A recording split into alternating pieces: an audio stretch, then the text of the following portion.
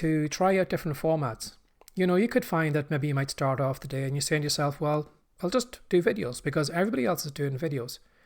And then sometimes you find that maybe videos aren't for you. Maybe you'd actually be better as a writer. So what I'd recommend in the beginning is trying out different formats. Maybe try writing a blog post. Maybe try writing an article, putting it on Medium. Record a video, maybe even do a podcast. And then just try it and see what's more comfortable for you. What do you find easy to do?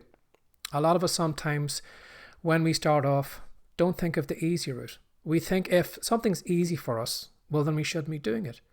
But if something is easy for you, if it is something that's in your wheelhouse, why the hell would you do something difficult? If you find it very easy to sit down and record a video, why would you write a blog post? Why would you record a podcast episode? Just stick to what you find easy to do. And the easier you find it, it's going to be a real help because it means you're going to do it tomorrow.